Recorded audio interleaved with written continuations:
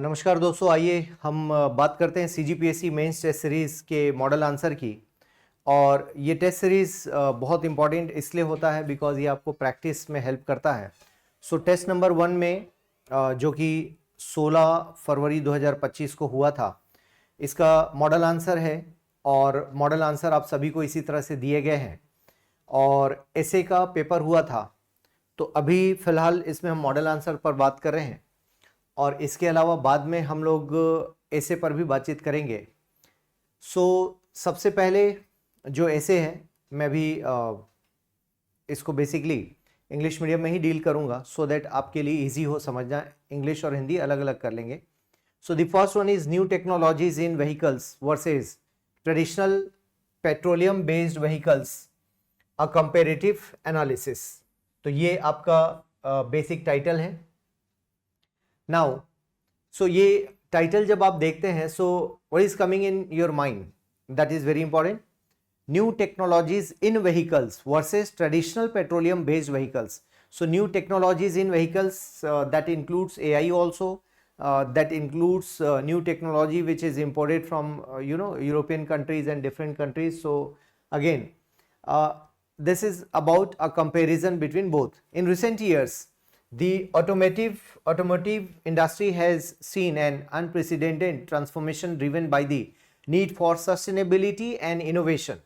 So these are keywords, okay? Traditional petroleum based vehicles have long dominated the market, but the rise of new technologies is challenging their supremacy. Okay, so basically what this answer is talking about, the traditional market is challenged by the new technology. Okay, so the older one was based on the petroleum diesel. Now newer one is based on the it is supported by AI and battery driven. Okay, and yes, of course, hybrid model is also there.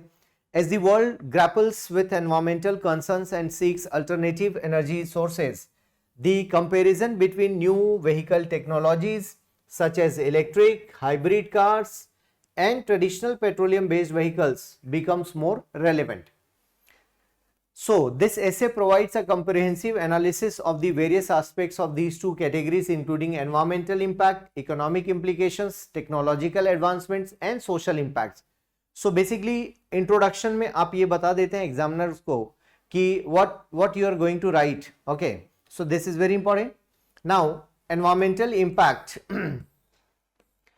Traditional petroleum based vehicles run on fossil fuels like gasoline and diesel, which emits harmful pollutants such as carbon dioxide, nitrogen oxides and particulate matter. These emissions significantly contribute to air pollution, global warming and health issues like respiratory problems, etc. So ये आपने क्या बता दिया, उसका impact भी बता दिया, which is adverse on your health or human health. Now new technologies, अब टेक्नोलॉजी के बारे में आप बात करते हैं. EVs and hybrid vehicles are designed to reduce or eliminate these emissions. EVs run on electricity stored in batteries, resulting in zero tailpipe emissions. Hybrid vehicles combine traditional internal combustion engines with electric motors, leading to lower emissions and better fuel efficiency. As renewable energy sources like solar and wind become more prevalent, the environmental benefits of EVs will continue to grow. New electric vehicles have zero emissions, while hybrid vehicles offer better fuel efficiency with lower emissions, reducing environmental impact. So again, this is about new technology and the positive side of new technology in this para. So you'll be talking different thing in different para. Her para में आप अलग अलग मुद्दों पर बात करते हैं. That will going to help you in writing various aspects in a single essay. Obviously, you have 750 words for writing your essay, and I think you'll be able to write 750 with the help of good practice. Okay, it is very easy. In just 3 hours you are supposed to write 3000 words. Okay, so it is not an impossible target, it is possible target. So you need practice, lots of practice. First is very important. What to choose. Topic is important. Out of 8 you are supposed to write 2 essays. Okay, sorry, out of 8 you are supposed to write 4 essays. Now the second para, next para, life cycle emissions of EVs. The life cycle emissions of EVs as illustrated by examples like the Nissan Leaf and Tesla Model 3 shows that while they produce higher emissions during production, their overall emissions during their lifespan from electricity and fuel usage are lower compared to traditional petroleum based vehicles. This indicates that electric vehicles are a better choice for the environment as their long term impact is reduced. So again it's a technical essay, so you need to learn certain things. कई बार क्या होता है, ऐसे अलग अलग choices पर दिए जाते हैं. सपोज हिस्टोरिकल ऐसे है, टेक्नोलॉजी बेस्ड है, स्पेस पर बेस्ड है, ग्रीनरी पर बेस्ड है, एनवायरमेंट पर बेस्ड है. तो ये एनवायरमेंट और टेक्नोलॉजी दोनों पर बेस्ड है, दोनों को मिलाकर आप चीज़ों को देख सकते हैं. Now emissions of electric vehicles versus fossil fuel, इसका एक डिजाइन एक ग्राफ रिप्रेजेंट किया गया है विद डेटा. सो इसी तरह के डेटा एक्सपेक्ट करती है CGPSC और आपसे उम्मीद किया जाता है कि आप इस तरह के डेटा प्रेजेंट करें सो दैट आप उसको बेटर ढंग से लिख पाएं और आपको मार्क्स अच्छे मिले. आपके अपने डिज़ाइन किए भी हो सकते हैं, ज़रूरी नहीं कि हमने कंप्यूटर से बनाया तो आप भी वैसा बहुत सुंदर बनाएं. हाँ, लेकिन कोशिश ये होनी चाहिए साफ सुथरा और इम्पैक्टफुल होना चाहिए. Now economic impact of that thing, traditional petroleum based vehicles. The petroleum industry has been the cornerstone of the global economy for decades, providing jobs and revenues. Obviously there are manufacturing units which employs thousands and lakhs of peoples in the factories or in these factories. However, fluctuations in oil prices can causes economic instability. Additionally, the extraction, refining and distribution of petroleum are resources intensive and expensive. अभी तक तो हमें यही है कि हमें जो crude oil है वो निकालना है, and for crude oil we are dependent on the different countries, specially on Gulf and other parts of the world like US. Okay, and so यहाँ पर हमने क्या बात किया कि इकोनॉमिक इम्पैक्ट क्या है. एक तो ऑयल निकालना है, क्रूड ऑयल निकालना है, फिर उसको रिफाइन करना है, रिफाइन करके यूज करना है. कल को कभी भी कुछ होता है फ्यूल से रिलेटेड, गल्फ कंट्रीज के साथ कुछ होता है तो इमीडिएटली उसका इम्पैक्ट क्या होता है कि वो प्राइसेस उसकी हाइक हो जाती हैं पेट्रोल की. और पेट्रोल आपको पता है, पॉलिटिक्स हुआ तो हाइक होना है, वॉर हुआ तो हाइक होना है. हाइक होते ही वो पूरी इकोनॉमी हिल जाती है, एक एक रुपए पर हमारी इकोनॉमी हिल जाती है, क्योंकि उसका इम्पैक्ट अरबों खरबों में होता है. न्यू टेक्नोलॉजीज में क्या है, the shift towards electric and hybrid vehicles has spurred innovations and investment in new industries. The production of EVs and their batteries creates job opportunities and encourages the development of renewable energy infrastructure. Although the initial cost of EVs may be higher than the traditional vehicles, lower operational and maintenance costs coupled with government incentives make them a cost-effective option in the long run. So, ये हमने बता दिया कि कैसे वो हमारे लिए beneficial हैं. Now, technological advancement. अब यहाँ पर आप देखेंगे ट्रेडिशनल पेट्रोलियम बेस्ड तो टेक्नोलॉजिकली वो बहुत पुअर थे, पुअर उस जमाने के हिसाब से हैं और अभी भी आप इस्तेमाल करते हैं. अब ज़्यादातर इलेक्ट्रिक सिस्टम आ गया, इलेक्ट्रॉनिक सिस्टम्स आ गए. पहले मैनुअल ज़्यादा था, और मर्सिडीज़ या जो बड़ी ब्रांड्स की गाड़ियाँ उनमें आप देखेंगे वो पहले से टेक्नोलॉजिकली साउंड है और उनमें सारा सिस्टम बेस्ड है इलेक्ट्रॉनिक सिस्टम पर, और उसी के तहत वो मैनेज भी होता है. सो न्यू टेक्नोलॉजी और इन दोनों के बीच यहाँ कंपेरिजन हो गया. Now social impact. Petroleum based vehicles have shaped modern society by providing mobility and independence. However, the environment and health impacts of their emissions have led to public concerns and regulatory actions. New technology में क्या हो गया, hybrid और electric में एक तो environment आपको aware आप हो ही चुके हैं, इसके अलावा एयर क्लीन है, ज़्यादा डिज़ाइंड है, ज़्यादा सेफ्टी फीचर्स हैं, एयर बैग्स आ गए, क्योंकि जैसे जैसे टेक्नोलॉजी बदल रही है उसके साथ साथ इसका इम्पैक्ट भी बढ़ता जा रहा है और वैसे उसका बेनिफिट भी आपको मिलता चल रहा है. Got it. The way forward. अब दोनों में कंपैरिजन करके वे फॉरवर्ड में आपको बताना है कि बेसिकली भविष्य में क्या हो सकता है. जैसे improving battery technology, expanding charging infrastructure, because आप कहीं के लिए निकले और पता चला चार्जिंग खत्म तो आप अटके पड़े हैं, तो इस डर से आप कहीं व्हीकल लेकर नहीं जा रहे हैं, ये भी हो सकता है. Government policy and incentives. So government भी ऑफर कर रही है बेटर कुछ ना कुछ, जैसे रोड टैक्स में माफ करना या फिर बैटरी के लिए डिस्काउंट देना, इस तरह की सारी चीजें कंटिन्यूस चलती जा रही हैं. Smart grid and renewable energy. So this is again important, combining electric vehicles with a smart grid system and renewable energy sources like solar and wind will maximize their environmental benefits. आने वाले दिनों में ये किया जा सकता है. Now awareness and acceptance in society, धीरे धीरे लोग इनको एक्सेप्ट कर रहे हैं, अडेप्ट कर रहे हैं. सो कुल मिला के टेक्नोलॉजी पर लिखा गया ऐसे है, इसको इसी रूप में अपनाना है आपको. और डेफिनेटली ये इस सेंस में इंपॉर्टेंट होता है कि आप ऐसे राइटिंग में क्या टॉपिक चूज कर रहे हैं, उसके ऊपर कंटेंट कितना है.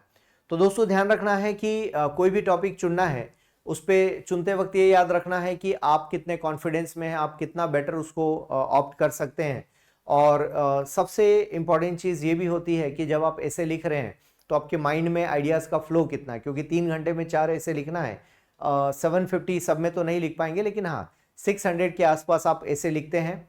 और मेरा मानना है 600 पर आप क्लोज कर दें तो आपको ज़्यादा बेनिफिट होता है, क्योंकि 600 में लिखा हुआ ऐसे क्या है आपके लिए टाइम भी बचाता है, बिकॉज एक ऐसे को लिखने के लिए आपको 45 मिनट्स मिलते हैं.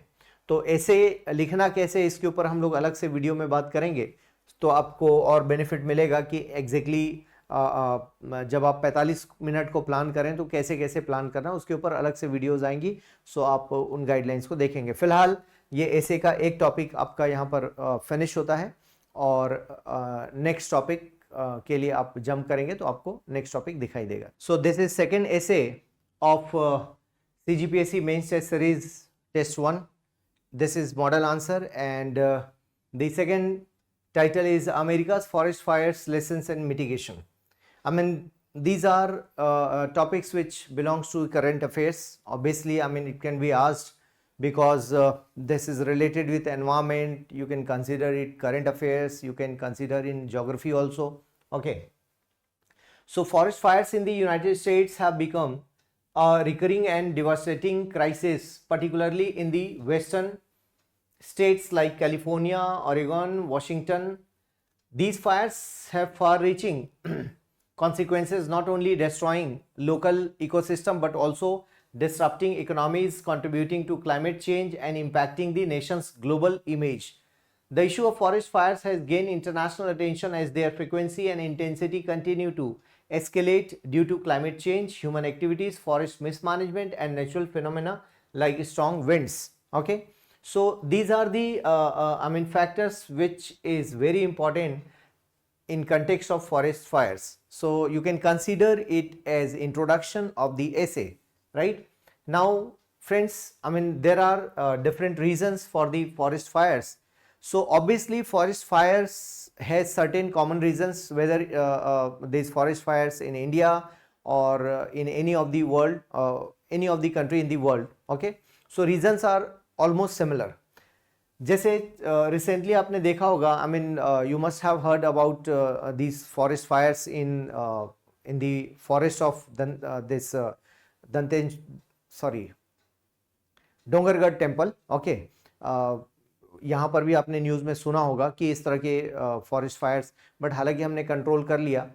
कई बार हमारे Indian states like you can take example from Uttarakhand और हिमाचल, गर्मी के दिनों में अक्सर वहाँ पर फॉरेस्ट फायर्स की बात हम सुनते हैं, न्यूज़ सुनते हैं. काफ़ी डेंजरस भी होता है, काफ़ी नुकसान भी होता है. उसके पीछे रीजंस देखते हैं.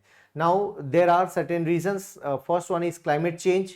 Okay, then obviously second one is forest mismanagement. Sometime it happens like, जैसे आपने फॉरेस्ट कभी आप विजिट किए हैं तो आपने देखा होगा कि इस एरिया के ग्रास को क्लीन कर दिया जाता है. ये एक छोटा सा मैनेजमेंट है ताकि फॉरेस्ट के जो फायर्स हैं, मान लो इधर हैं तो वो इधर से इधर क्रॉस ना करें. इनको बीच में प्लेन एरिया मिलता है जिससे आग फैल नहीं पाती. तो ये एरिया क्लीन करना, ये एक छोटी सी टेक्नोलॉजी टेक्निक इस्तेमाल की जाती है ताकि आग फैले ना, और अलग कर दिया जाता है. और फिर दूसरा होता है कि कई बार लोग जंगलों से गुजरते हैं तो जलती हुई चीज़ छोड़ देना, या फिर जंगलों में सुपरविज़न प्रॉपर नहीं हो रहा है. हम ड्रोन लगा सकते हैं, सेंसर्स लगा सकते हैं. अभी हालांकि ठीक है, जंगलों में आग लगने पर उसको बुझाने के लिए हम पाइपलाइन नहीं लगा सकते, लेकिन गॉड नोज आने वाले दिनों में ऐसा भी करना पड़े फॉरेस्ट को बचाने के लिए तो शायद हो सकता है. हालांकि बहुत टफ जॉब है इस तरह से करना, लेकिन सेंसर्स लगाए जा सकते हैं जहां पर इस तरह से धुआं उठ रहा हो, वहां पर कंट्रोल करने के लिए ऐसा किया जा सकता है ताकि इमीडिएटली उसको रोका जा सके. Then urban expansion. लगातार हम क्या कर रहे हैं कि जो अर्बन एरियाज हैं उसका एक्सपेंशन हो रहा है, so that is again big challenge for human society. Okay, और इस तरह से हम क्या कर रहे हैं कि उस एरिया में एंट्री ले रहे हैं जहां हमें नहीं जाना चाहिए, और इसीलिए आप देख पाते हैं कैंप फायर्स या discarded cigarettes and power lines failures, इन सब का भी इम्पैक्ट सीधे सीधे पड़ता है। ठीक है, देन यहाँ पर आप देख सकते हैं कि Santa Ana winds play a critical role in escalating wild fires. So इस तरह के जो विंड्स हैं उनका भी असर होता है, आग लगी और फिर हवा चली तो बहुत तेजी से वो आग को फैलाने का काम करती है। इसके अलावा natural and human caused ignitions, natural causes such as lightning strikes, जैसे बिजली का गिरना, ये इम्पैक्ट डालता है, और ह्यूमन एक्टिविटीज़ हैं। तो आपको क्या करना है, ऐसे राइटिंग में रीजंस बताने होंगे कि इनके रीजंस क्या हैं, और ये रीजंस आप अखबारों से उठा सकते हैं। यदि आप न्यूज़पेपर रेगुलर पढ़ते हैं तो वहाँ आपको अपडेशन मिल जाता है। Now, the recent developments in 2023, forest fires in the US reached unprecedented levels with millions of acres burned in states like California, Montana, and Colorado. Smoke from Canada's simultaneous wildfires blanketed parts of the US East Coast and even traveled across the Atlantic, affecting air quality in Europe. So, आप देख पाते हैं कि किसी एक जगह की जो प्रॉब्लम है दूसरे जगह के लिए भी प्रॉब्लम बनती है, और लंबे समय में वो ब्रीदिंग इश्यूज एंड ये सारी चीजें होती हैं। Then impact on the economy and environment, economic cost loss तो होता ही है, वो आपको मेंशन करना है इसमें। इसके अलावा एनवायरमेंटल डैमेजेस किस तरह से हो रहे हैं, काफ़ी सारे जानवर मारे जाते हैं इंपॉर्टेंट, उसमें जो एनिमल्स हैं या जो स्पीसीज हैं वो डिस्ट्रॉय कर जाती हैं, उसको भी देखने की ज़रूरत है। इसके अलावा ग्लोबल इमेज, अमेरिका की ग्लोबल इमेज पर इम्पैक्ट पड़ा कि अमेरिका जैसा देश इससे निपट नहीं पाया, ये भी एक मामला है। और वाइल्ड लाइफ और फॉरेस्ट कवर, इसका भी जो लॉस होता है वो है ही है। Then causes of failure in mitigation under funding of prevention efforts, so पैसे की कमी हो गई। देन रिएक्टिव अप्रोच, मतलब हमने प्रोएक्टिव होने के बजाय रिएक्ट किया कि जब घटना घटी तभी हम एक्टिव हुए। Now fragmented coordination, lack of coordination between different agencies, federal, state government and local agencies, इनका अप्रोच रहा। Then public apathy and lack of awareness, लोग तैयार नहीं होते इस तरह के डिजास्टर्स के लिए, so this is very important to make public aware of this kind of disasters. Okay, now technology is used to combat forest fire, satellite monitoring this was used, and drones and artificial intelligence, इसके लिए data के basis पर कितना फैल सकता है, कितनी तेजी से जा सकता है। एंड एरियल फायर फाइटिंग, काफ़ी ज़्यादा पानी उठाया गया अलग अलग जगह से और उनको डाला गया। इतनी तैयारी फिर भी अमेरिका में रही है। Different countries like Asian countries या जो छोटे देश हैं उनके पास कितनी तैयारी है, that is very important point. And remote sensing and GIS, तो हमने सैटेलाइट्स की मदद भी इसमें ली। और इंडिया में जब डिजास्टर्स की बात की जाती है तो हमारे पास नेशनल डिजास्टर मैनेजमेंट अथॉरिटी, आप सभी जानते हैं NDA में है, और नेशनल लेवल पर प्राइम मिनिस्टर इसके हेड होते हैं। PM is the head of national body, then CM is the head of state body, and district collector is the head of district body, right. So ये hierarchy है basically NDMA की। और 2005 में इस act को लाया गया, जब 2004 में सुनामी हमारे देश को परेशान करती है, उसके बाद हमने NDA में पास किया, और हमारे पास भी अब काफ़ी चीज़ें होने लगी धीरे धीरे। बट फॉरेस्ट फायर्स को लेकर अभी बहुत ज़्यादा हम अलर्ट नहीं हैं, और फॉरेस्ट फायर्स को लेकर अभी उतने हम कॉन्शियस नहीं हुए। Solutions for the future, India में प्रोएक्टिव होना चाहिए फॉरेस्ट मैनेजमेंट को लेकर। इन्वेस्टमेंट इन टेक्नोलॉजी, ज़्यादा से ज़्यादा हम टेक्नोलॉजी इंडक्ट करें। गवर्नेंस को खासकर मजबूत करने की ज़रूरत है, पब्लिक अवेयरनेस कैंपेन चलाए जाएं, और ग्लोबल कोलैबोरेशन की भी ज़रूरत है। सो वे फॉरवर्ड, लास्ट में फिर आपको बताना है कि इस तरह की घटनाओं से बचने का क्या तरीका होना चाहिए, और ऊपर आप सजेशंस देते हैं, तो कंक्लूजन ज़रूर लिखें। तो दोस्तों ये था आपका एक टॉपिक जो कि इंग्लिश मीडियम के पॉइंट ऑफ व्यू से आपके सामने प्रस्तुत हुआ, और बाकी अदर टॉपिक्स के लिए आप और भी वीडियोस पर क्लिक कर सकते हैं। The impact of migration on developed and developing countries, दोनों ही देशों पर किस तरह के असर हुए हैं उसके बारे में हम लोग बातचीत करने जा रहे हैं। So migration, the movement of people across regions and countries has been a defining feature of human history. It shapes economies, cultures and societies in profound ways. Both developed and developing nations experience unique challenges and benefits from migration, influenced by historical context and contemporary dynamics. So both the things are included, like challenges and opportunities as well. I mean, both the things are important, and as here, the historical context is very important. So, what is that? Throughout history, migration has been driven by various factors, including economic pursuits, conflicts, environmental changes, and the quest for better living conditions. So, ये किसी भी country के लिए background में दिखाई देते हैं reasons, और इन रीजंस के बेसिस पर आप देखते हैं लोग माइग्रेट करते हैं.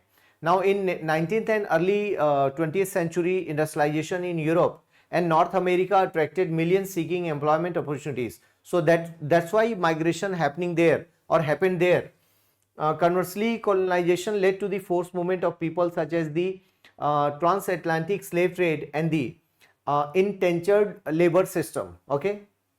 सो बेसिकली आप देख पाते हैं कि खासकर यूरोप में देखें या फिर अमेरिकन्स को, अमेरिका की बात करें और भी डिफरेंट कंट्रीज के, सो माइग्रेशन का एक बड़ा इम्पैक्ट उनके ऊपर दिखाई देता है.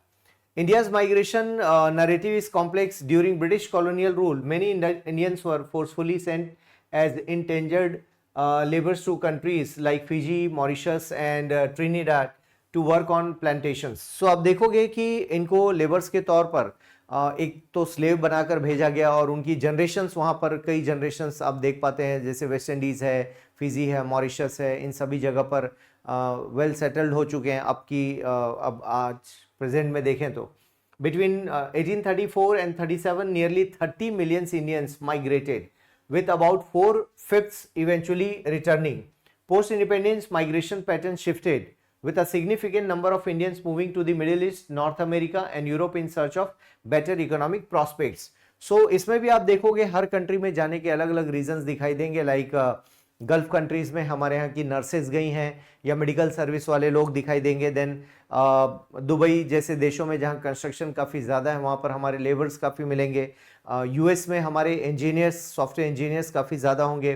ब्रिटेन में डॉक्टर्स हैं, फ्रांस में इंजीनियर्स हैं. इस तरह से डिफरेंट कंट्रीज में डिफरेंट पैटर्न आपको दिखाई देगा. Now causes of migration. Migration occurs due to various push and pull factors including economic opportunities. This is very important. Political instability and conflict. कई जगह पर आप देखेंगे कि कास्ट बेसिस पर डिस्क्रिमिनेशन या रिलीजियस डिस्क्रिमिनेशन या फिर इकोनॉमिक डिप्रिवेशन, ये सारे फैक्टर्स हो सकते हैं. Now climate change and environmental factors, जैसे कुछ आइलैंड कंट्रीज हैं जिनमें वाटर लेवल काफ़ी राइज कर गया, वो भी एक रीज़न हो सकता है. या फिर फॉरेस्ट फायर जैसी घटनाएं, जैसे अभी रिसेंटली यूएसए में फॉरेस्ट फायर की घटना घटी. एजुकेशन एंड हेल्थ केयर, ये भी एक इंपॉर्टेंट फैक्टर होता है जो उनको कहीं पर अट्रैक्ट करता है. Globalisation and ease of travel, ये भी आज की डेट में फैसिलिटी के तौर पर देखा जा सकता है. Now impact on developed countries. What are the positive effects? So economic growth and labour market contribution.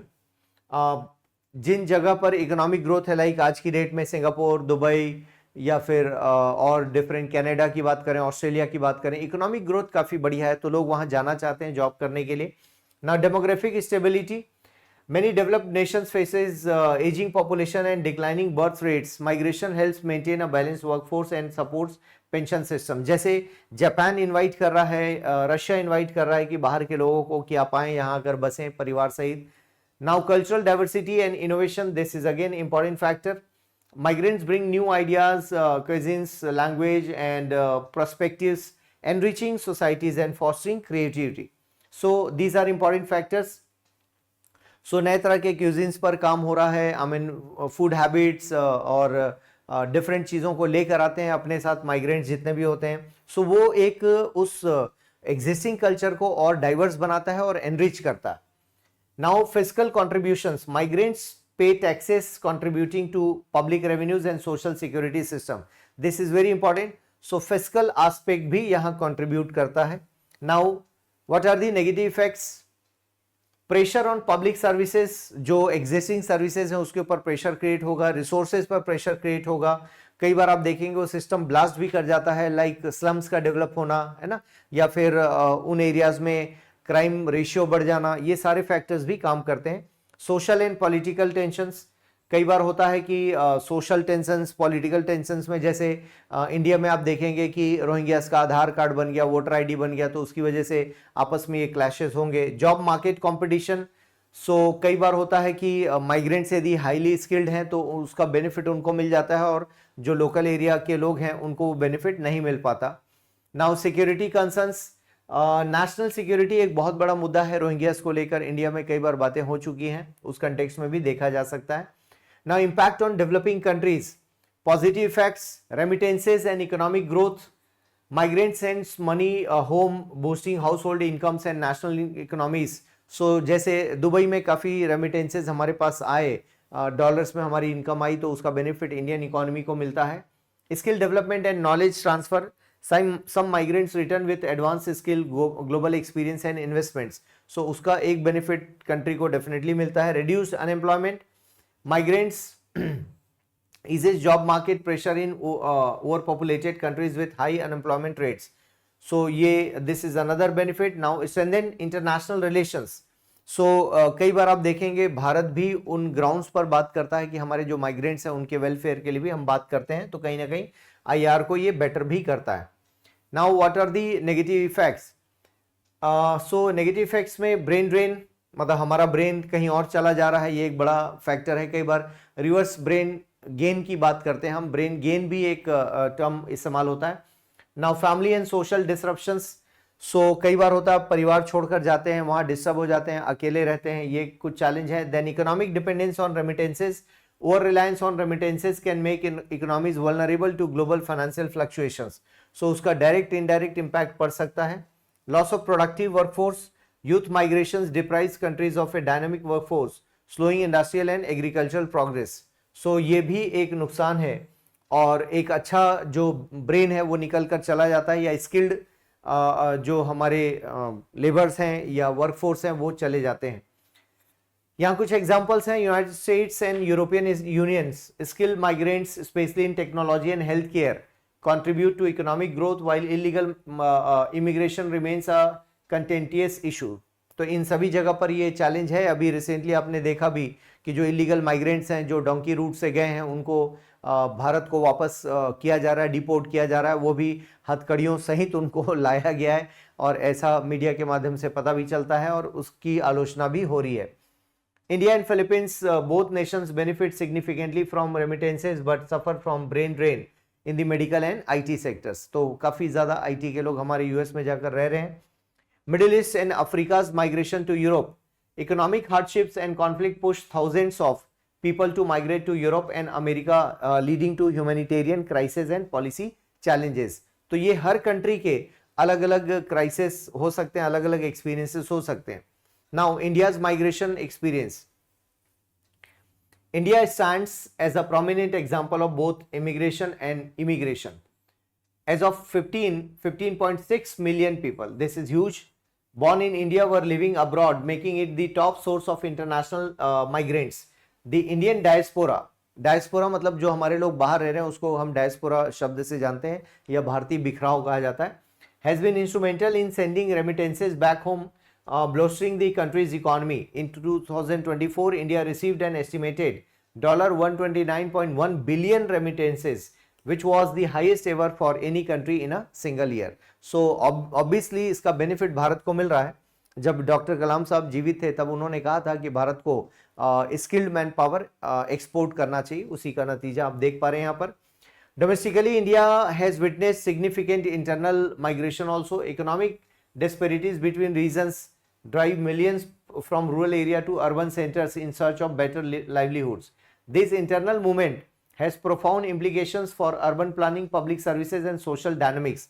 आप देखेंगे, I mean, it creates huge pressure on the urban infrastructure, especially this housing management and drinking water management, sanitation, etc. I mean, this creates slums in the urban areas, and cities like Delhi, Mumbai, Kolkata, then Pune, Hyderabad, Bangalore, right? These are cities where, I mean, huge pressure from the internal movement, okay? And it creates sometime criminal, I mean, it breeds criminal activities in the urban areas also, and it creates different kind of pressure for employment also, okay? So these are the impacts. Now challenges and opportunities from the internal or external migration.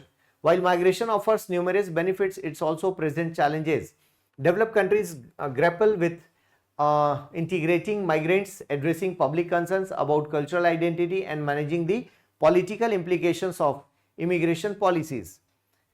Developing countries face the dual challenge of leveraging remittances for development while mitigating the adverse effects of brain drain also. तो दोनों तरह से हमारे लिए important होता है कि remittance का बेनिफिट तो मिल रहा है, लेकिन साथ ही साथ हमारे लिए चैलेंज क्या है कि ब्रेन ड्रेन भी हो रहा है, हमारा टैलेंट बाहर निकल कर जा रहा है.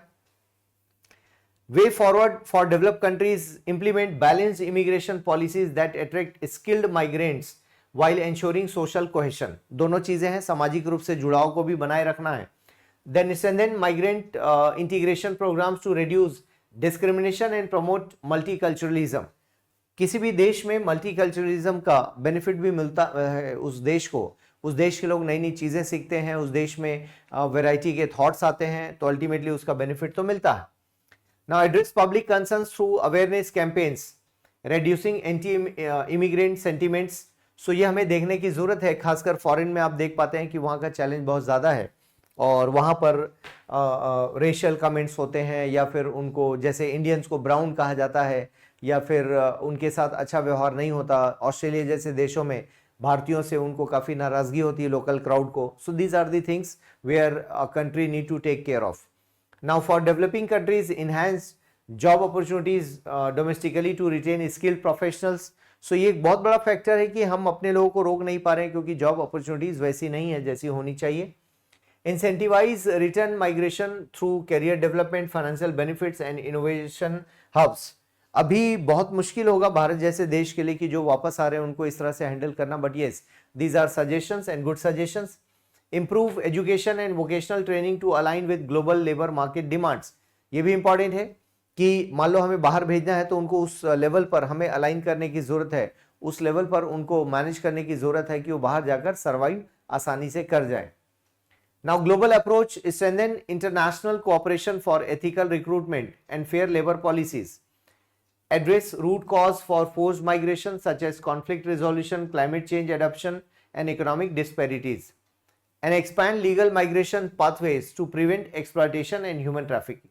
So these are the things. So basically आपने देखा यहाँ पर कि माइग्रेशन के बेनिफिट्स, उसके नेगेटिव एस्पेक्ट्स, उसमें चैलेंज क्या है, इन सारी चीज़ों को हम एड्रेस करें कैसे करें, इस बारे में अभी हमने ये ऐसे देखा.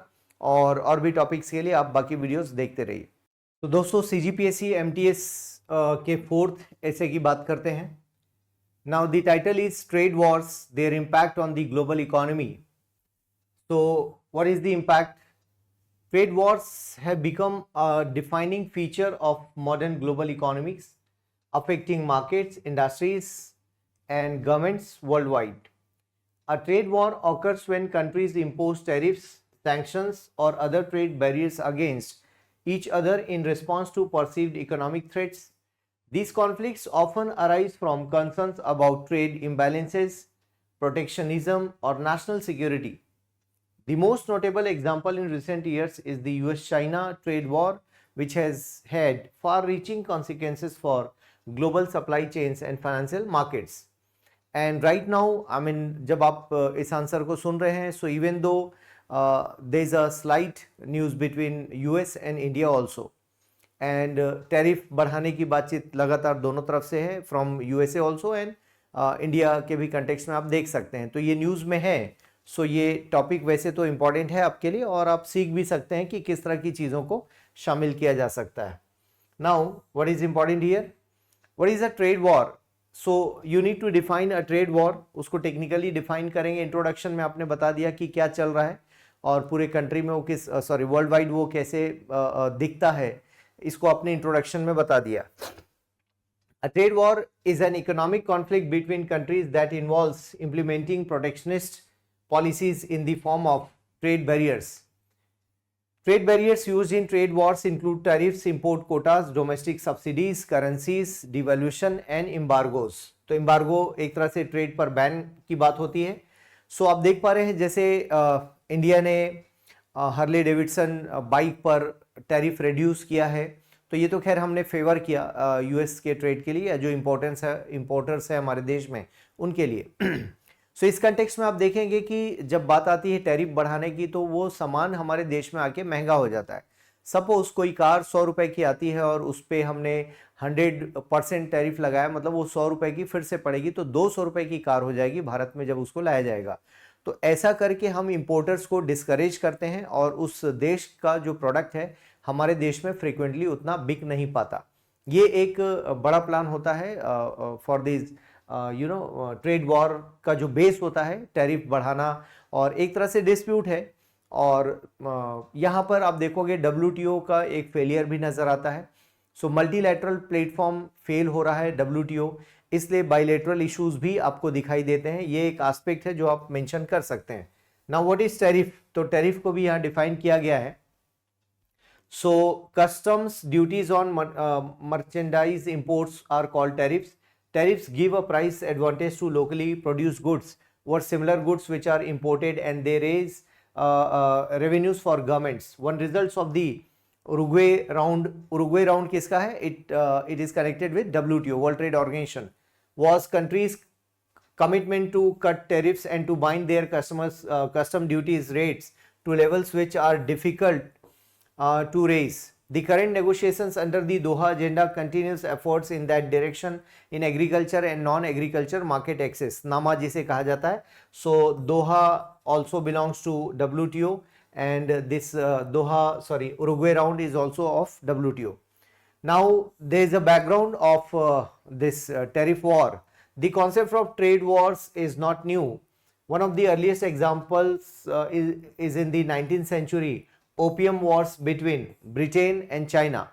The British exported opium from India to China, leading to widespread addiction.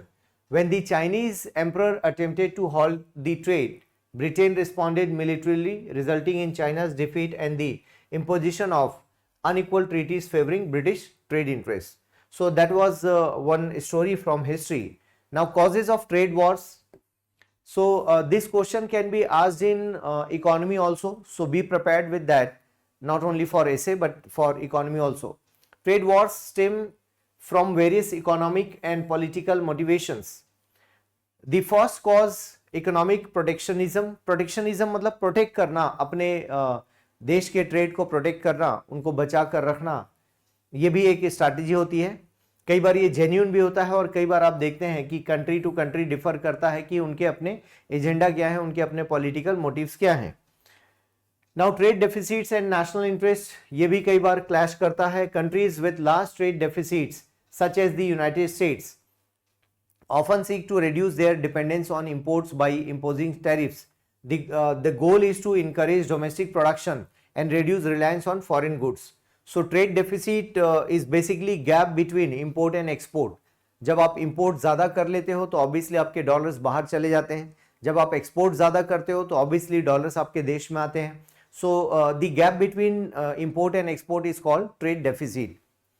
Now political and strategic rivalries, geopolitical conflicts, this term is related with IR. So IR से जुड़ा हुआ शब्द. Conflicts can escalate into economic disputes. Nations may use trade as a tool to exert pressure on rival economies, often in response to military or diplomatic tensions. So आप देखेंगे हालांकि China और US के बीच में उस तरह का वॉर अभी नहीं हो सकता, लेकिन ये आप देखेंगे ये एक दो दिन का टेंशन नहीं है, ये पहले से चला आ रहा है। जैसे क्वाड का प्रेशर है, देन आप देख पाते हैं कि एससीओ और यूएस के बीच का, नाटो और चाइना, मतलब इस तरह से बहुत सारे कॉम्बिनेशंस हैं जहां पर ये प्रेशर आप देख सकते हैं। Now the other point is unfair trade practices. Unfair trade practices के कई सारे एग्जाम्पल हो सकते हैं, अलग अलग कंट्रीज में इसके एग्जाम्पल दिखाई देते हैं जहां पर इस तरह का चैलेंज होता है, जहां पर फिर फाइनली अदर जो साइड है वो सोच लेता है कि हमें हैवी टैरिफ्स लगाना है, और उस बेसिस पर आप देख पाते हैं खासकर इंटेलेक्चुअल प्रॉपर्टी राइट्स IPR की जब बात करते हैं, सो इससे जुड़ा हुआ मामला भी कई बार लोग वायलेट करते हैं और उस तरह की मैनिपुलेशन के साथ आगे बढ़ते हैं। Now impact on the global economy, इस तरह के वॉर का इम्पैक्ट क्या है उसको देख लेते हैं। Disruptions in global trade and supply chains, so ये एक बड़ा फैक्टर है ग्लोबल ट्रेड और supply chain, because nowadays the whole global trade is interdependence. कोई भी अकेले नहीं सोच सकता कि मैं चला लूंगा, और अकेले वो ये नहीं प्लान कर सकता कि हम ही सब कुछ कर लेंगे। Trade war results in higher tariffs and restrictive trade policies, making imports and exports more expensive. तो इससे भी ये होता है कि कंट्री के बिजनेस को नुकसान होता है। Now supply chains become disrupted, forcing companies to seek alternative suppliers often at a higher cost. So इससे नुकसान होता है बिकॉज कहीं से कोई चीज आप मंगा रहे थे, अचानक वो चीज महंगी हो गई, तो अब आपको दूसरा सप्लायर ढूंढना पड़ता है कि वो रॉ मटेरियल कहाँ से आएगा और किस तरीके से मैनेज होगा। Now the example, the US China trade war led to companies relocating manufacturing from China to countries like Vietnam, Mexico and India to bypass tariffs. Okay, तो ये कुछ एग्जांपल्स हैं आपके पास जहां से सामान मंगाना पड़ता है। Now impact on businesses and industries, increase production cost, obviously prices बढ़ जाती हैं और रॉ मटेरियल का कॉस्ट हाई हो जाता है। Lower profit margin, relocation of industries, ये सब करना पड़ता है। प्रॉफिट मार्जिन कम हो गई, इंडस्ट्री कहीं और ले जाना पड़ा। And sector specific impact, technology, companies like Apple faced increased costs as supply chains were disrupted. Agriculture, American farmers suffered losses as China imposed retaliatory tariffs on US soybeans and other products. So obviously उन चीज़ों पर फर्क पड़ जाता है। Automobile industry, car manufacturers had to adjust pricing due to rising input costs. तो ये सब कुछ करना पड़ता है और अचानक से आप एंड यूजर के ऊपर उसका बर्डन नहीं डाल सकते। सो ये भी ध्यान देने वाली चीज है। Now financial market volatility, so financial market में भी चैलेंजेस हैं बिकॉज जो टैरिफ वॉर है उसका इम्पैक्ट शेयर मार्केट पर पड़ता है, कई बार शेयर प्राइसेस गिर जाती हैं। स्टॉक मार्केट एक्सपीरियंस फ्लक्चुएशंस, जैसे हमारे देश में सेंसेक्स है, निफ्टी 50 है, उनके फ्लक्चुएशंस का असर शेयर मार्केट पर होता है। नाउ करेंसी इनस्टेबिलिटी, जैसे डॉलर के प्राइस में अप एंड डाउन होना। Then example, US China trade war led to sharp declines in stock markets worldwide with businesses losing billions in market value. तो ultimately नुकसान market को होता है। Then next point is impact on economic growth and employment, slower global GDP growth, ये एक point है। Jobless growth की बात हो सकती है। International monetary fund estimated that the US China trade war could reduce global GDP bye 0.8%, that is huge one, काफी बड़ा अमाउंट है ये। यदि पॉइंट में भी है तो भी बड़ा है, काफी बड़ा इंपैक्ट डालेगा and that would affect employment rate and GDP also, right. Inflationary pressure and consumer burden, higher prices for consumers, ये एक पॉइंट हो गया। रेड्यूस परचेसिंग पावर, अभी फिलहाल आपको दिख पा रहा है कि परचेसिंग पावर डाउन है लोगों की। US saw higher prices on Chinese made electronics, household goods and textile affecting middle and lower income household, so वो डायरेक्ट अफेक्ट होते हैं। Now impact on developing nation, reduced market access, developing nations relying on exports face difficulties in accessing larger markets, uncertainty in trade agreements. इसका example है the US-China trade war affected African and Latin American economies which exports raw material to China for manufacturing. So obviously उनके ऊपर सीधे impact पड़ता है और उसको balance out नहीं कर सकते। Now impact on India, positive impacts, diversion of trade and investment. So अभी क्या हो रहा है, अचानक से हम सुन रहे हैं कि I mean some companies are planning to come to India, जैसे एप्पल आ भी चुकी है और भी लोग प्लान कर रहे हैं कि इंडिया आया जाए और इंडिया से काम किया जाए। And opportunities in export market, obviously अभी एक्सपोर्ट का काफ़ी बड़ा स्कोप दिखाई दे रहा है। Strengthening of regional trade alliances, so ये आपस के हो सकते हैं, जैसे अभी बिम्स्टेक को हम स्ट्रॉन्ग करने जा रहे हैं और बिम्स्टेक काफ़ी स्ट्रॉन्ग हुआ है। यहाँ पर example, India has actively engaged in trade partnership such as the India Australia economic cooperation and trade agreement and efforts to negotiate free trade agreements with the European Union and UK. तो free trade agreements की बात हो रही है और काफ़ी जल्दी उसको कन्वर्ट कर भी लिया जाएगा। Now negative impacts on India, ये भी इंपॉर्टेंट है। Volatility in global markets, trade wars causes fluctuations in global commodity prices affecting India's import dependent industries like oil and electronics। इन दोनों चीजों पर काफी ज्यादा डिपेंडेंसी भारत की। Tariff disputes with the US, the US imposed tariffs on Indian steel and aluminum products leading to retaliatory measures from India on American agricultural goods। तो आप देख पा रहे हैं दोनों तरफ से ये चैलेंज दिख रहा है। जैसे इंडिया ने इम्पोज कर दिया higher duties on American almonds and apples affecting trade relations, so वहां से आने वाले ये सारे मटेरियल्स पर वो हमारे लिए कॉस्टली हो गया। Then supply chain disruptions, India relies on Chinese imports for pharmaceutical ingredients, electronics and machinery. Then slower global economic growth, इसका भी असर हो रहा है। India's IT and service sectors are affected by reduced global demand as companies cut spending amid economic uncertainty. So now, this was the analysis. Now, what is the way forward? Strengthening global trade institutions. So, World Trade Organization, जैसा भी हमने कुछ देर पहले भी देखा कि WTO has to be, go with the reforms, and there are certain reforms required. इसको हम बाद में भी देख सकते हैं, टॉपिक को अलग से आएगा, टॉपिक आपके पेपर 7 के आंसर्स में, क्वेश्चंस में वहां देखा जा सकता है। डाइवर्सिफाइंग ट्रेड पार्टनरशिप, अभी हमें और भी लोगों से पार्टनरशिप करनी चाहिए। इनहैंसिंग डोमेस्टिक मैन्युफैक्चरिंग, जो घरेलू हमारा उत्पादन है, जैसे make in India, production linked incentives, इस तरह की स्कीम्स है ना, इसको कहा जाता है PLI स्कीम कहा जाता है। Then resilient supply chains, India must build alternative supply chains for key industries like pharmaceuticals, electronics and automotive to reduce reliance on imports. And then finally, diplomatic engagement, engaging in economic diplomacy with both the USA and China to maintain balanced trade relations with avoid excessive reliance on any one market. So this is all about trade war and the way forward, and there are certain points. So इसमें आप कुछ और भी जोड़ सकते हैं, उनको जोड़कर भी आप तैयार कर सकते हैं।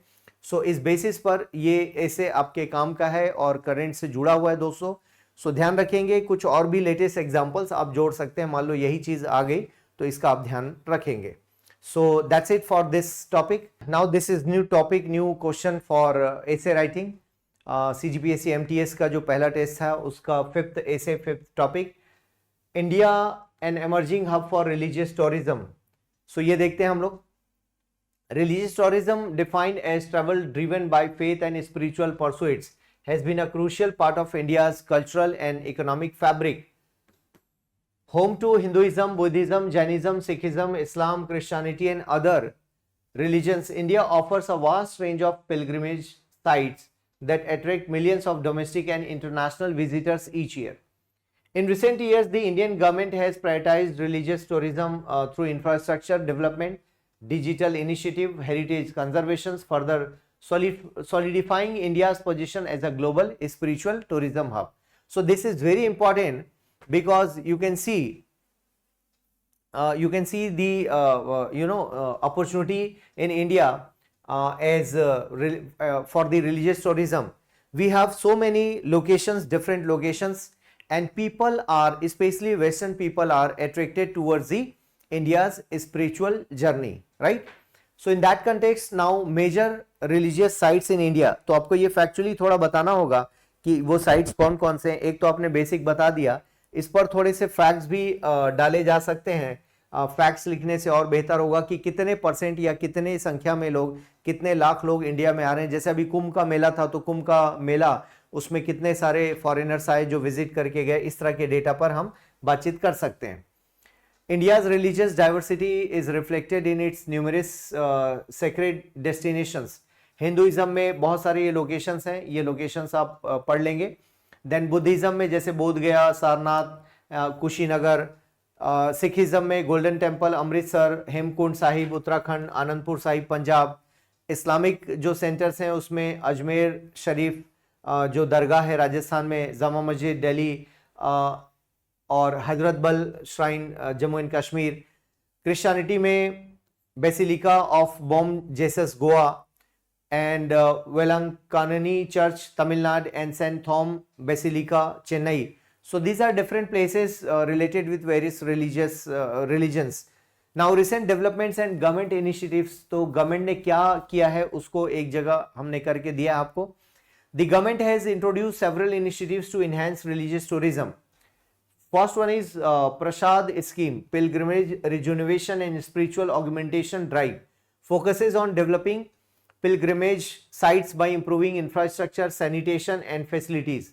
So ये important है, इससे क्या होता है, tourism spread भी हो, जो local लोग हैं उनकी income भी generate होती है। स्वदेश दर्शन स्कीम, और ये बेसिकली सर्किट्स हैं, Buddhist circuits, Ramayana circuit, Sikh circuit, Krishna circuit etcetera. Ayodhya का डेवलपमेंट प्लान, और हम सभी जानते हैं काफ़ी शानदार डेवलप किया गया है। वहाँ पर होटल्स हैं, एयरपोर्ट्स हैं, और एक पर्टिकुलर रिलीजन के हिसाब से भी आप देखें तो हिंदू धर्म के लोग काफ़ी ज़्यादा हैं, भारत में संख्या में सबसे ज़्यादा हैं, तो उस हिसाब से भी वो एक बहुत आकर्षण का बिंदु रहा है, और धर्म पर आस्था के हिसाब से उस डेस्टिनेशन को डेवलप भी किया गया है।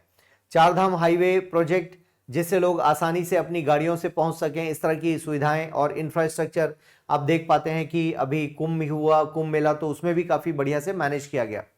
Now economic impact on GDP, तो जीडीपी पर जो इम्पैक्ट है वो आप फैक्ट्स के तौर पर दे सकते हैं कि कितने डॉलर कितने प्राइसेस में उसका इम्पैक्ट हो रहा है।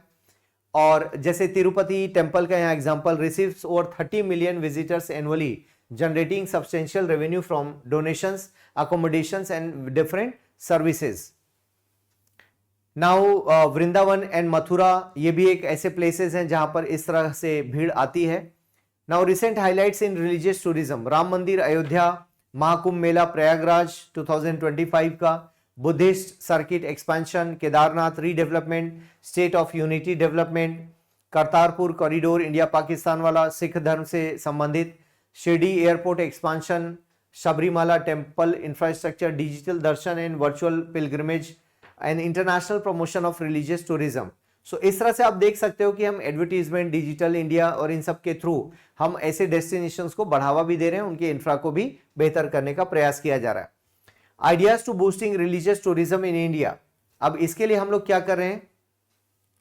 Infrastructure, obviously the most important thing is infrastructure plus knowledge of those locations, proper knowledge कि वहां पर बस से जाना है, ट्रेन से जाना है, फ्लाइट से जाना है, सेंट्रलाइज्ड कोई हो जहां से टिकट बुक कर सकें, उस एरिया में एंट्री ले सकें, मंदिरों में जाना है तो वहां की टिकट ले सकें। इको फ्रेंडली पिलग्रिमेज टूरिज्म, ये इंपॉर्टेंट है बिकॉज प्लास्टिक का यूज हो रहा है, देन थर्मोकोल का यूज हो रहा है, इन सबको अवॉइड करना होगा, या प्लास्टिक बॉटल्स, क्योंकि काफ़ी काफ़ी टूरिस्ट का आगमन होता है, ऐसे जगह पर ये कंट्रोल किया जा सकता है और बेस्ट एग्जांपल सेट किए जा सकते हैं। International marketing campaigns, digital campaigns चलाए जाने चाहिए। रिलीजियस टूरिज्म सर्किट, ताकि आदमी कोई भी टूरिस्ट घूमने आए तो एक जगह से दूसरी जगह, तीसरी जगह, चौथी जगह कंप्लीट वो टूर लगा कर जाएं, और ऐसा ज़्यादातर फॉरेनर्स करते हैं। Affordable and luxury religious tourism packages, दोनों तरह की चीज़ों को बनाए जाने की ज़रूरत है, बिकॉज फॉरेन के जो कस्टमर्स या विजिटर्स हैं वो लग्जरी लोकेशंस प्रेफर करते हैं। देन पब्लिक प्राइवेट पार्टनरशिप, और बट ऑब्वियसली इसमें प्राइवेट यूनिवर्सिटीज़ को लिया जा सकता है, किस सेंस में उनको टूर गाइड बनाया जा सकता है, उस तरह के कोर्सेज सभी स्टेट्स में चलाए जा सकते हैं जिसका बेनिफिट मिलेगा। Then visa and connectivity improvements, introducing spiritual tourism visas for foreign pilgrimage and enhancing connectivity from Buddhist majority countries. Like India, मान लो छत्तीसगढ़ का एग्जाम्पल लेना है तो हम सभी जानते हैं शदानी दरबार, जहाँ पर जो पाकिस्तान या और भी देशों में जो सिंध समुदाय के लोग रहते हैं वो लोग आते हैं, वहाँ पर दर्शन करने आते हैं और वो उनका टेम्पल है। तो इस तरह से हम इस मुद्दे को बढ़ावा दे सकते हैं। Technology integration, implementing AI driven crowd management, VR based temple experiences, मतलब उस लोकेशन पर जाएं तो ऑटोमेटिक उसकी इन्फॉर्मेशन आपको आ जाए या इन्फॉर्मेशन डिस्प्ले होती रहे। हेडफोन लगाकर आप जाते हैं तो जैसे ही आप नंबर क्लिक करते हैं उस जगह की इन्फॉर्मेशन आ जाती है। And multilingual digital guides for an improved pilgrimage experiences. So अभी तो मैनुअल गाइड्स भी होते हैं, आने वाले दिनों में AI या वर्चुअल गाइडेंस भी आपको मिलेगा, उस जगह पर आप जाते जाएंगे और आपको जानकारी मिलती जाएगी। Now spiritual retreats and wellness tourism, ये भी उसका एक पार्ट हो सकता है, उसके साथ साथ इसको भी चलाया जा सकता है। लोकल इकोनॉमिक एम्पावरमेंट, ऑब्वियसली जो लोकल क्राफ्ट्स हैं उनको हेल्प मिलेगी, और खासकर विमेन एम्पावरमेंट, ऐसे मामलों पर हम देख सकते हैं कि कुछ बेहतर किया जा सकता है। So finally the conclusion, India, with its deep spiritual roots and diverse religious heritage, is well positioned to become the world's leading hub for religious tourism. By modernizing infrastructure, adopting sustainable practices, leveraging digital technology, and enhancing international outreach, the country can attract more global visitors while preserving its rich cultural traditions. Religious tourism not only fosters economic growth but also promotes cultural harmony and spiritual well-being, reinforcing India's image as a land of faith, history and enlightenment. So that's it. ये बढ़िया conclusion है आपके लिए और इस तरह से आप वे फॉरवर्ड भी इसमें दे सकते हैं और इसमें छत्तीसगढ़ का एग्जाम्पल भी कोट कर सकते हैं। अभी आपको पता है कि राजिम मेला लगने वाला है, तो हमारे यहाँ के मेले, बस्तर का जो बस्तर के कुछ टेम्पल्स हैं, है ना, या फिर हमारे यहाँ पर आपको पता है कि और भी जगह पर टेम्पल्स हैं, उन सभी टेम्पल्स को हाईलाइट किया जा सकता है, त्रिवेणी को हाईलाइट किया जा सकता है, संगम को हाईलाइट किया जा सकता है और नेशनल एसे में आप छत्तीसगढ़ का एग्जाम्पल भी कोट कर सकते हैं। This is the last essay of first test CGPSC mains test series. The title is augmented reality, AR and virtual reality, revolutionary changes in education, training and entertainment. So what is the introduction? In recent years, augmented reality and virtual reality have emerged as transformative technologies, revolutionizing various sectors including education, training, entertainment. These technologies offer immersive experiences that enhance learning, improve training efficiency, and provide new forms of entertainment. This essay explores the impact of AR and VR in these areas, supported by current data and examples. Now, what is the use in education? Now, AR and VR are reshaping the educational landscape by providing interactive and engaging learning experiences. AR overlays digital content onto the real world, while VR immerses users in a completely virtual environment. These technologies enable students to visualize complex concepts, explore historical events and practices vocational skills in a safe and controlled settings. So basically ये जो technology है ये आपको visualise करने की opportunity देती है, आप उसको बेहतर ढंग से लर्न कर पाते हैं, उस रियल एनवायरनमेंट में जाकर उन चीजों को देख पाते हैं और समझ पाते हैं। Now what are the benefits? Enhanced learning. So आपके जो लर्निंग का तरीका है वो बदल जाता है। जैसे फिजिक्स में VR के इस्तेमाल से आप चीजों को अपनी आंखों के सामने देख सकते हैं, उनको टच कर सकते हैं, वर्चुअली आप टच कर सकते हैं और टच करके उस पर आप अच्छा काम कर सकते हैं। Increase engagement. These technologies keep students engaged throughout lessons, making learning more enjoyable and less effortful. Accessibility, अब ये accessibility का बैरियर खत्म हो गया, कोई दूर भी बैठा है उसको दूर बैठ के भी उसको पढ़ाया जा सकता है और आराम से इसको मैनेज किया जा सकता है। ट्रेनिंग में भी आप देख सकते हैं, जैसे रियलिस्टिक सिमुलेशंस की बात होती है, सिमुलेटर्स मतलब आभासी जो हम प्रैक्टिस करते हैं उसको सिमुलेशंस कहा जाता है। सो उस तरह के रियलिस्टिक सिमुलेशंस को लगाया जा सकता है।